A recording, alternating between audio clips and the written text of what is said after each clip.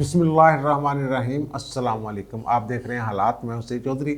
वज़ीर-ए-आज़म पाकिस्तान इमरान खान नियाज़ी साहब के सर से हाथ क्या उठा है कि चारों तरफ से उन्हें ऐसे कुट पड़ने शुरू हो गई है जैसे गरीब के बाल को कुट पड़ती है। ये पंजाबी का मुहावरा है कि जो गरीब का बच्चा है उसको सारे फेंटा लगाते हैं।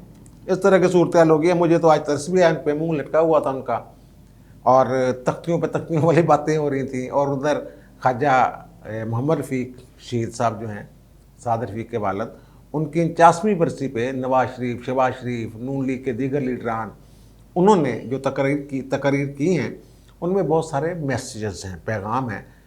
वो क्या पैगाम हो सकते हैं वो आपके साथ डिस्कस करेंगे। और फिर साबिक़ सदर आसिफ अली ज़रदारी ने भी एक तहरीक का ऐलान कर दिया है। वो कहते हैं जनाब हम पहुँच रहे हैं इस्लामाबाद और लाहौर में बैठकर खेमे लगाएंगे, टेंट लगा के बैठ जाएंगे और हम मुकाबला करेंगे मुखालफिन का। काफ़ी दबंग उनका खिताब था। और उनके वो कहते हैं ना, उनके खिताब पे जनाब रद्द-ए-अमल क्या देना है, ये करना है, वो करना है। फवाद चौधरी साहब और शहबाज गिल साहब अपना उन्होंने प्रेस कॉन्फ्रेंस की। मैंने कहा ना, इन्होंने एक शेडो अपोजिशन बनाई हुई है जो अपोजिशन वालों पे, यानी हर बंदे के ऊपर टारगेट, फ़लाँ को जनाब फ़लाँ ने जवाब देना है, फ़लाँ को फ़लाँ ने जवाब देना है। और फवाद चौधरी साहब फरमा रहे हैं कि जनाब इनकी जो सियासत है, ज़रदारी साहब के हवाले से उन्होंने बात की और अपोजिशन की जमातों की, ये सिर्फ बयानात की हद तक है। अगर इनकी मीडिया कवरेज बंद कर दें तो ये ख़त्म हो जाएं। तो भाई आपको जवाब देने की ज़रूरत ही नहीं। वो जो आपके बाजवा साहब हैं, आसिम बाजवा साहब का जब उनका पापा जॉन्स वाला आया तो खबर, तो किसी ने भी टीवी चैनल्स ने चलाई नहीं थी, लेकिन इनका रद्द-ए-अमल ऐसा आया कि वो रद्द-ए-अमल की वजह से पूरी खबर। तो भाई अगर आप उनको करना चाहते तो क्यों अहमियत दे रहे हैं फिर? अगर आपके ख्याल में वो सिर्फ टीवी बयानात के हद तक हैं और कवरेज बंद हो जाए, पहली बात तो ये, आप कवरेज बंद कैसे कर सकते हैं? ये आप इतने डिक्टेटर तो नहीं ना है ना यार। इस मुल्क में कोई कानून आइन की बात है ना। तो आप कहते हैं जनाब अगर हम इनकी बंद कर दें कवरेज तो ये जनाब चले जाएंगे, पता नहीं कहाँ चले जाएंगे। और दूसरी बात, जब से केपी का इलेक्शन इन्होंने हारे हैं और फिर इनके सर से हाथ उठाया है मुबैना तौर पर एस्टेब्लिशमेंट ने, तो ये बुखलाए से फिर रहे हैं। इनकी सफ़ों में दरारें पड़ चुकी हैं, कमज़ोर हो गए हैं, एक दूसरे पे इल्ज़ामात लगा रहे हैं। और जब सफ़ें कमज़ोर हो जाएं तो मुखालफिन की सफ़ें ऑटोमेटिकली मजबूत हो जाती हैं और उनकी साफबंदी बेहतर हो जाती है।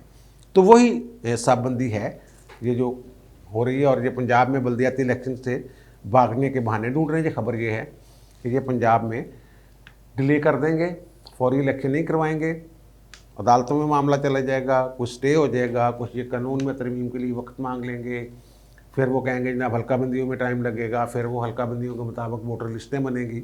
ये सारा ये भागना चाह रहे हैं। और दूसरा जो मिनी बजट वाली बात है वो तकरीबन भाग गए। इतला ये है कि मिनी बजट पेश नहीं किया जा रहा, IMF के पास दोबारा जाएंगे और ये ऑर्डिनेंस के ज़रिए अगर लाना चाह रहे हैं तो IMF की इजाज़त से। इतला ये है कि IMF ने कहा है कि जनाब ऑर्डिनेंस के ज़रिए नहीं, 120 दिन के लिए हमें कानून नहीं चाहिए, हमें परमानेंट कानून चाहिए जो टैक्सेस वगैरह ये जो भी हैं। तो ये मनाने जाएंगे उनको 11 ऑर्डिनेंस के ज़रिए कर लें दो, वरना साड़ी हुकूमत गई। इस तरह की कोई बातें शातें हो रही हैं। और फिर जो मैंने बात की है ख्वाजा साद रफ़ीक की बरसी की, तो वहाँ ख्वाजा आसिफ साहब ने एक नया कट्टा खोल दिया है। साकिब निसार साहब के हवाले से पहले भी ऑडियो एक आई, फिर एक बयान हल्फी आया साबिक़ जज का इस्लामाबाद हाई कोर्ट के शौकत सिद्दीकी साहब का, फिर गिलगित बल्तिस्तान के चीफ जज राना शमीम साहब का एक बयान हल्फी आया। Supreme court, Islamabad high court ने भी उसका नोटिस लिया हुआ है और कौमी असम्बली की कायमा कमेटी बराए इतलात ने भी उनको तलब कर रखा है। एक और सवालनामा दे दिया उनको कि जनाब 3 साल तक खामोश क्यों रहे, किसी के लिए इस्तेमाल तो नहीं हुए वगैरह वगैरह। उनको तलब किया तो वो पेश नहीं हुए थे, लेकिन बहरहाल उन्होंने एक और सवालनामा भेज दिया और कहा कि 29 दिसंबर को आप 2 बजे हमारा दोबारा इजलास है तो इनके सवालों के जवाब दे दें। अब देखें वो क्या करते हैं। लेकिन ख्वाजा आसिफ साहब ने साकिब निसार के हवाले से एक और कट्टा खोला है। उन्होंने आज बरमला ये कहा है कि नैब कानून में शाद खान अब्बासी साहब कुछ तब्दीली करना चाहते थे। वो कहते हैं ना वो कि नैब कानून तो अपने दौर ठीक क्यों नहीं किया। वो कहते हैं हम ठीक करना चाहते थे, लेकिन साकब निसार ने ये पैगाम भेजा कि अगर तुमने कोई तब्दीली की तो मैं इस तब्दीली को स्ट्राइक कर दूंगा। स्ट्राइक के फिर उन्होंने माने भी बताए कि जनाब स्ट्राइक का मतलब हड़ताल करना नहीं, ख़त्म करना, स्ट्राइक डाउन कहना चाह रहे थे वो। बहरहाल वो कहते कल दम कर देंगे, ये साकब निसार साहब ने उन्हें बकौल उनके। तो मेरा ख्याल इस पर भी एक बयान अलफी होना चाहिए जो ख्वाजा आसिफ साहब ने फरमाया है कि उन्होंने ये कहा था। इस पर तो शाद का खाना बासी साहब भी गवाही दे सकते हैं, ख्वाजा आसिफ साहब भी गवाही दे सकते हैं। वैसे दबे लफ्ज़ों में मैं माजरत चाहता हूँ कि अशतर असाफ अली साहब भी एक दफ़ा मुझे ये बता चुके हैं कि जब आप कोई तब्दीली करना चाहते थे तो पैगाम आ जाता था। अब मुझे नहीं पता तो इसी की बात कर रहे थे या किसी और वाक़े की बात कर रहे थे, लेकिन उन्होंने मुझे, मोहताज से आदमी है वो, मरिन जानवर किस्म के, तो उन्होंने मुझे बड़े मोहताज से अंदाज में बताया था कि अगर कोई कानून के हवाले से बेहतरी या कोई भी काम कर रहे हैं, काम नहीं करने दे रहे साकब निसार साहब, और फिर इस तरह की कोई बात उन्होंने की थी। वज़ीर आज़म साहब जो है वो आज इफ्ताह फरमा रहे थे किसी का, और वो कह रहे थे यार वैसे पहली दफ़ा मैंने देखा है वो उनके आगे वो बुलेट प्रूफ डाइस वगैरह लगा हुआ था, पता नहीं जान को खतरा है, अल्लाह रहम करे वज़ीर आज़म की। तो उन्होंने कहा जनाब हमारी जब मैशत ग्रो करती है ना, तरक्की करती है, तो डॉलर फिर कम पड़ जाते हैं और रुपया पिस जाता है। ये एक अजीब मंतक है उनकी। वो कहते हैं जनाब वो कोई बाहर से चीज़ें चूज़ें मंगवानी पड़ती हैं तो डॉलर फिर ज़ाहिर है बाहर जाना पड़ता है। ये अजीब सी मंतक है। मेरी माहरीन से कहीं से बात हुई है, जो हमारे दोस्त साफ़ी हैं कॉमर्स वगैरह के बीट करते, वो भी इस पर मुझे वो कुछ समझा नहीं सके कि मुल्क अगर तरक्की कर रहा हो तो डॉलर की कमी कैसे हो जाती है। बहरहाल मुझे तो यही लगा कि यानी अगर हमको बाहर से चीज़ें मंगवाते हैं, दरामदात इजाफा हो जाए तो फिर ज़ाहिर डॉलर बाहर जाता है। बहरहाल ये कोई इसकी नहीं है। इन्होंने 2-3 प्रोजेक्ट शुरू किए थे, एक शहद बेरी वाला, एक भंग वाला। भंग वाला तो माशाल्लाह मुकम्मल हो गया, 3 माह में भंग तैयार हो गई है। और उसका फिर देखें वो क्या कपड़ा बनाते हैं, क्या 1 एकड़ पे थी कहते हैं वो।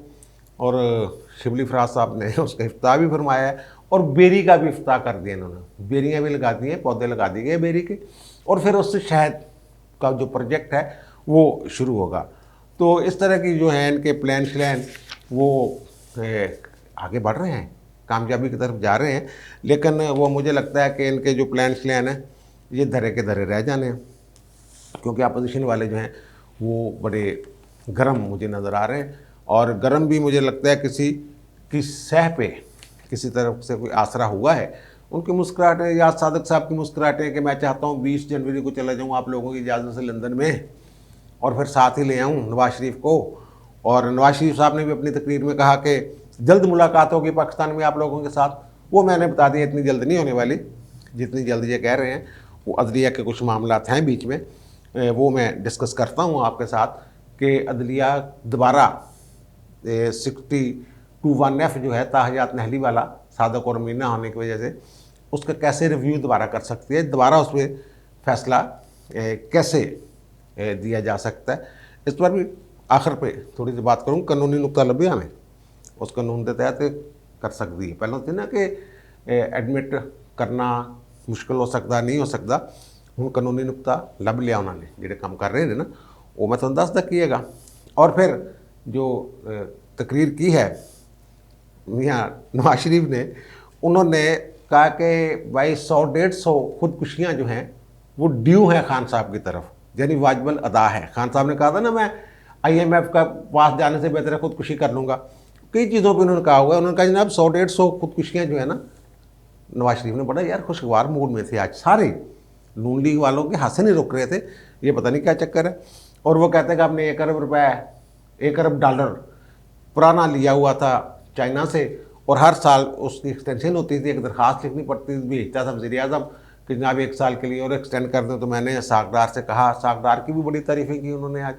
और साकदार के वैसे मैंने भी कल जिक्र किया था हल्का फुल्का कि साकदार की शख्सियत के हवाले से कुछ कमज़ोर पहलू हैं उनके बशरी, लेकिन वो इकानमी के हवाले से वो बेहतरीन आदमी। और मैंने ये अर्ज़ भी किया था कि अगर हो सके तो ट्वीट श्वीट करके ना रहनुमाई कर दिया करो।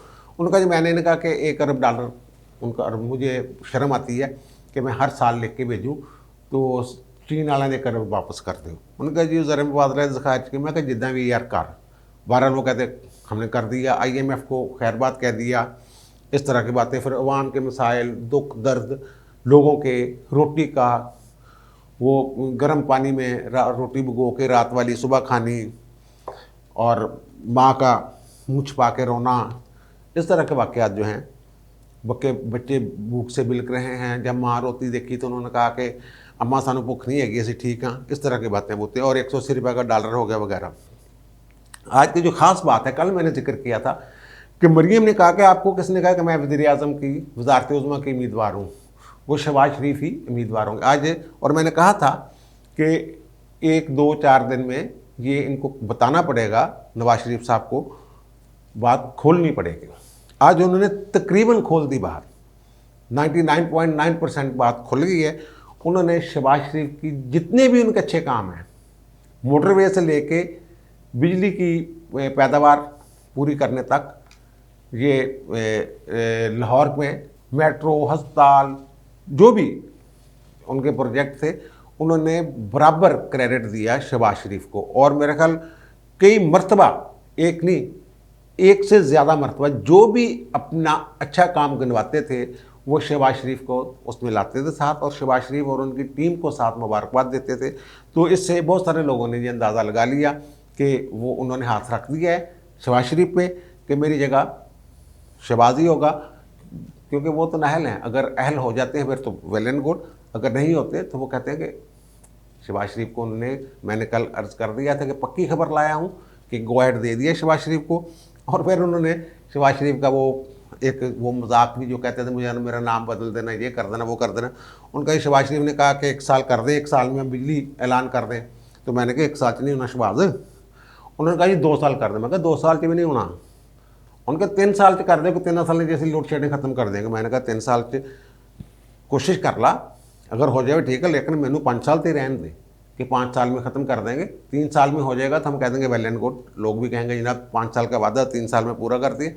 वो इस तरह की बातें। और फिर शहबाज शरीफ ने अपनी तकरीर में ये फरमाया कि यार मेरी गल छड़ दो, मैं थोड़ा जल्दबाज हाँ और मैं जल्द मैंने वो कर देता हूँ ऐसे ऐलान शलान। और मैंने कह दिया था कि मेरा नाम बदल दे, लेकिन उनका मैं पूरे होश वबास में था, मैंने पूरी कोशिश की, मैं पूरे होश वबास में था कि जादू टूने के, वो कहता मैं ज़ेर असर नहीं था। अब वो कहते हैं कि जनाब हुक्मरानों का गिरबान पकड़ने का वक्त था कि काफ़ी उनका जो लहजा था वो तुंदो तेज़ था। और उन्होंने कहा कि जनाब हम इनको निकालेंगे, ये करेंगे, वो अगर जो भी है इन नौज तब्दीली लाते हैं, ये कैसे निकालेंगे ये नहीं बता रहा, ये नहीं बता रहे कि कैसे निकालेंगे। वो बहरहाल वो प्लान चल मेरा ख्याल इन्होंने कर लिया हुआ है कि कैसे निकालना है इनको। अच्छा, एजाज सादिक साहब ने जो बात की ना, उन्होंने एक तो ये कहा कि मैं लेने जाऊँगा, दूसरा उन्होंने कहा कि जनाब सबको मिल बैठने की ज़रूरत है इससे जान छुड़वाने के लिए इमरान खान से।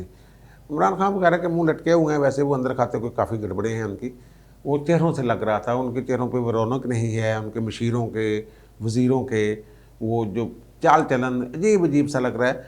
तो वो बहरहाल उन्होंने कहा कि जनाब इनसे जान छुड़ाने के सबको इकट्ठा होना पड़ेगा, अदारों को भी इकट्ठा होना पड़ेगा, ख़ास तौर पर इंसाफ देने वाला अदारा, माजी में नाइंसाफ़ियाँ होती रही हैं, इस तरह की बात। और वो हम बार बार जिक्र कर चुके हैं कि सुप्रीम कोर्ट बार एसोसिएशन जा रही है कि 621F जो है कि बंदे को सादक और अमीन होना चाहिए, फासिक ना हो और बेईमान ना हो, दयानतदार हो, वगैरह वगैरह इस तरह की बातें। तो उसके ताहयात नहली है ना उसमें, पनामा केस उर्फ कामा केस, उसमें नवाज शरीफ की। तो वो मैंने ये अर्ज़ किया था कि साकम निसार साहब की सरबराही में 5 रुकनी बेंच जो है इसका एक फ़ैसला दे चुका हुआ है, इसकी तशरीह कर चुका हुआ है। और उसमें शेख रशीद वगैरह की दरखास्तें थी और भी 2-3 दरखास्तें थी, और वो कुछ लोगों की दरखास्तें थी जो नहल हुए थे 621F के तहत। तो उन्होंने ये फैसला दे दिया था कि इससे मुराद, क्योंकि आइन में लिखा नहीं हुआ कितनी मुद्दत के लिए, इसका मतलब ताहियात नहल इसका। तो सुप्रीम कोर्ट बार वाले कहते नहीं ताहियात नहली कोई चीज़ ही नहीं होती। तो वो हम जा रहे हैं दोबारा कि फुल कोर्ट बने और उसका जो फैसला करे। और वो बड़े पुरुम्मीद हैं कि जनाब कुछ ना कुछ, मैंने कल जिक्र किया था मोहम्मद हसन बून जो सुप्रीम कोर्ट बार एसोसिएशन के सदर हैं उनके हवाले से, तो वो मेरा ख्याल है कि वो 100% की तरफ बात जा रही है। वो कहते हैं कि ये ऐसा हो सकता है। उसमें जो जनरल प्रिंसिपल है ना, वो सीपीसी का सेक्शन 11 है, उसको कहते हैं रेस जुडिकेटा। एक असूल है, प्रिंसिपल है कि अगर किसी काज ऑफ एक्शन पे कोई फैसला हो जाए तो दोबारा उसको मजाज अदालत नहीं दे सकती। लेकिन यहाँ सुप्रीम कोर्ट में इसका जो सीपीसी है इसका इतलाक ही नहीं होता। वो अदालती नज़ीर जो कहते हैं ना कि अदालती नज़ीर जो है, जो अदालती फैसला प्रेसिडेंट जो है, जो सेट कर दी सुप्रीम कोर्ट आला अदालत ने, तो वो तमाम अदालतों पे उसका इतलाक होता है। लेकिन सुप्रीम कोर्ट ने ये अपने लिए एक डोर जो है ओपन रखी हुई है, विंडो कह लें, डोर कह लें, जो मर्जी उसके लिए लफ्ज़ इस्तेमाल कर लें, कि वो अपने ही फैसले को, अपनी ही ऑब्जर्वेशन को, अपनी ही तशरीह को ओवरटर्न कर सकती है।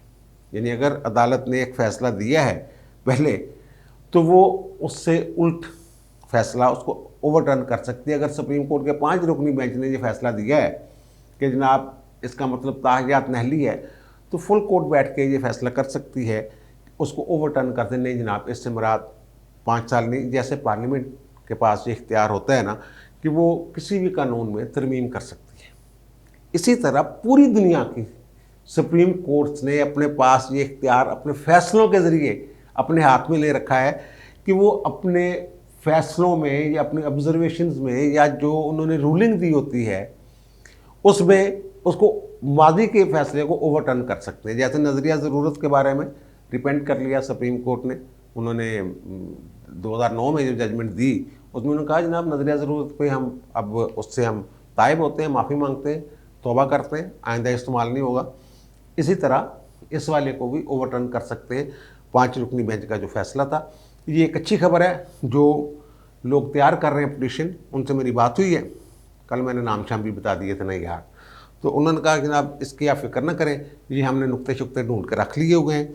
और क्योंकि प्रेसिडेंट जो है सुप्रीम कोर्ट पे ये लागू नहीं होता कि वो अपनी प्रेसिडेंट को या अपने नज़ीर को या अपने किसी साबिक फ़ैसले को अपने ऊपर नाफज करे, तो उन्होंने क्योंकि रास्ता खुला रखा हुआ है दुनिया भर के सुप्रीम कोर्ट्स ने के फ़ैसलों को वो ओवरटर्न कर सकते हैं। तो इस तरह का मामला वहाँ चल रहा है।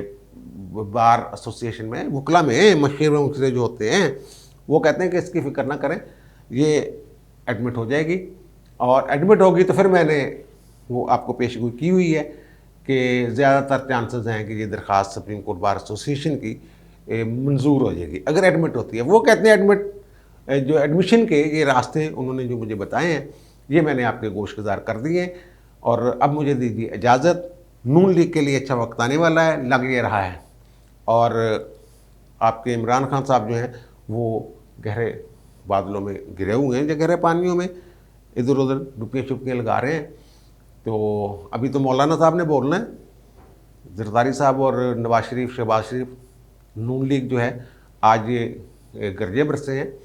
तो मौलाना साहब की गन गरज जो है वो आपने KB बल्दियाती इलेक्शन में देख ली। अब वो कहते हैं ना कि गरीब दे बाल वाली गल मैं की पहलों, तो बाज़ औक़ात गरीब दे बाल ने गलती की, उन्होंने कुट पैरी हो, कुछ लोगों ने हमदर्दी हो जाती है। जो मेरे जैसे होते हैं नरम दिल लोग, उनका दिल पिस जाता है, वो उनको समझते हैं कि यार बच्चे ने की हो रहा। तो मुझे भी अब ना तरस आने लग गया है इमरान खान साहब पे, जो आज उनका चेहरा था ना, और जो उनके वज़ीर मशीर जो है जिनके हाथ पाँव फूले हुए थे, और वो बल्दियाती इलेक्शन कहते हैं कि मैं खुद लाहौर पंजाब में जब बल्दियाती इलेक्शन की मैं खुद निगरानी करूँ, टिकट शिकट में निगरानी देवांगा। ये वज़ीर आज़म का कैलिबर है।